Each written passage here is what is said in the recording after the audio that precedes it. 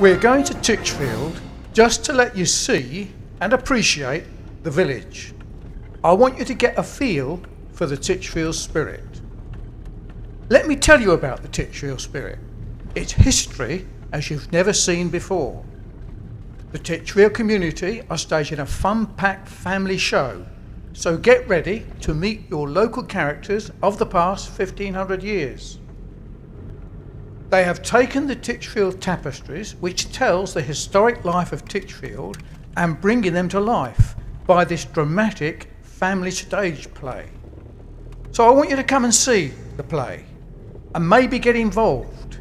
The play is being performed at the Great Barn on Mill Lane, Titchfield, just near Titchfield Mill, on the 20th, 21st and 23rd of June. It really is very interesting, and everyone in the area needs to see them and the performance. There are 6 tapestries which cover a period of history from early Anglo-Saxon times to the present day. The tapestries are so detailed and beautifully made, they need to be viewed to be appreciated. Let's ask Ross and Jill Underwood, the directors of this project, to tell us about them.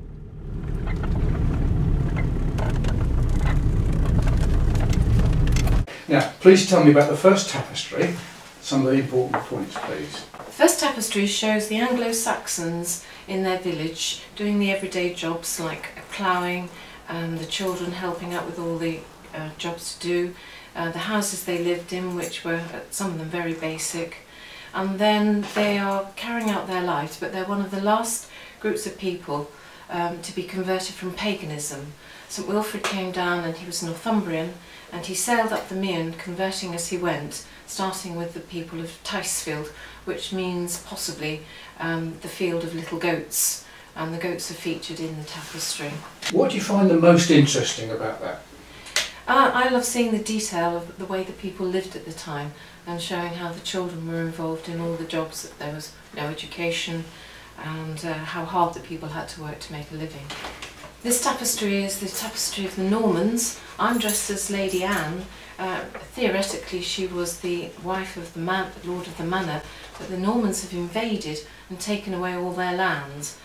In the forest the people are being harried and chased by the Normans. At the front she's there with her husband, and they are having all their lands recorded so that they know how much tax to pay. And what do you find most interesting about that one?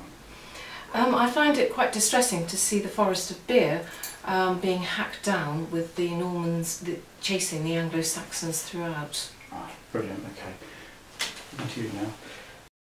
Russ, tell me about that tapestry, please. Right, the third tapestry in the series covers the period from 1230 through to 1400 something.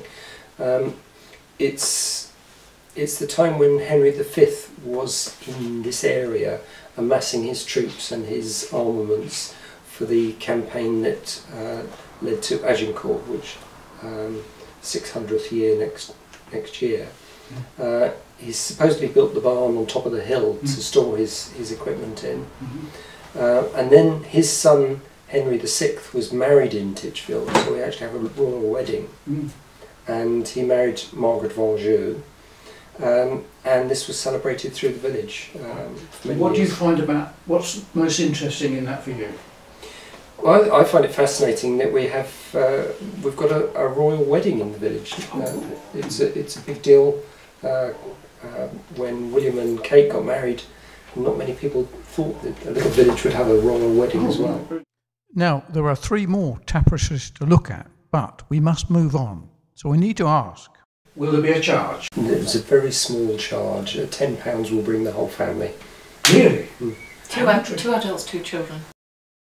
Well, that's it. You just need to say that tickets are available from Memory Lane in Titchfield Square, yes, and also from the Titchfield Festival Theatre site, which is www. Titchfield Festival Theatre. Yes, I don't know. Yes, yes. Okay. And also Enfield's, the estate agents in Parkgate. Oh, that's useful. So there's 3 places you can get tickets from, as well as on the door. Right, okay.